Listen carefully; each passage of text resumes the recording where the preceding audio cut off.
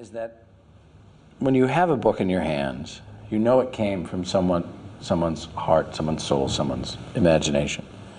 But then you're allowed to either inflict your own upon that, and take it to wherever you want it to go. It's purely subjective and interpretive. Mm-hmm.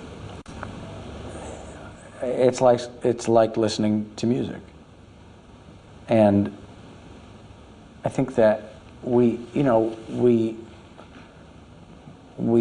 gotten away from it. People have gotten away from it because we've become a very visual society, very visual cultures.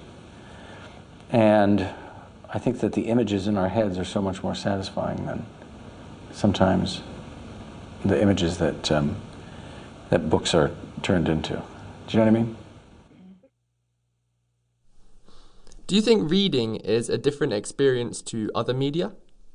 It is. It's a very intimate experience, and I think it probably only takes one good book or one good telling of a book to hook a kid who, especially their minds and their imaginations are so open and so vivid, and you can see children hanging on to words and ideas and dreams that they're being told with enthusiasm, and I think it doesn't take much for them to capture the magic of what storytelling is. And we were saying in the interview as well that storytelling is in the center of family life and at the center of communities, and with the ceremony of going to a church and listening to parables and fables, and that being absolutely crucial to our own understanding of our own life experience. And I found books help to put certain things into context, that because there's a structure that also allows the safety, so you have a beginning, a middle, and end.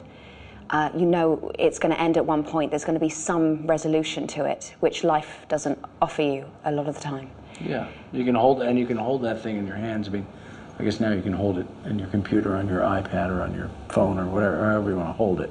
But I must say, there is something. That's a very nice thing you said, that you know. It's making order out of the chaos, you know.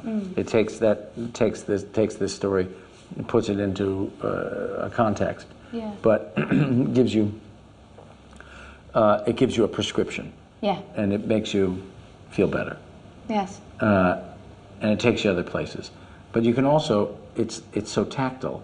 And I think about, I went through this period when I was a kid where I only read books about World War II when I was like, a teenager, like 12, 13, 14 years old. Every book I read. And the beauty, the joy of having those books next to you, like the smell of the book and the feel of the book, and you could, dog ear the book to keep your place and all that. It's incredibly comforting, really comforting. Mm-hmm. I think, I think that, what we have now with the internet and all that is great. It's great. So much information is out there, but there is something about just the smell of a book sometimes. Yeah. Sometimes you just want to read a book just because it smells good. Yeah.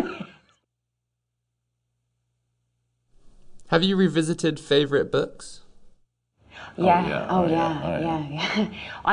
The one that comes to mind, funny enough, because I know you just interviewed him, Philip Pullman's Dark Materials, and I remember reading Northern Lights, and then a few years later reading it again, and then The Subtle Knife, then going back to Northern Lights, and then The Subtle Knife again, then The Amber Spyglass, and then reading them all again. Really?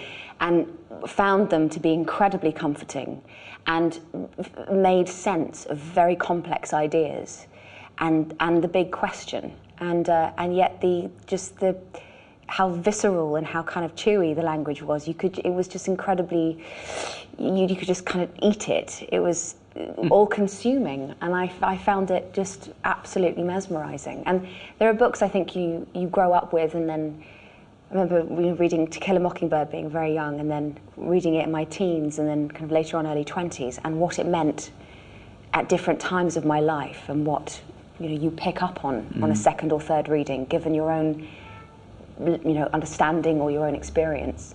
It means that a book can grow as you grow, and so it's quite a intimate It's thing. always nice to revisit them as you get older. I remember reading two books specifically.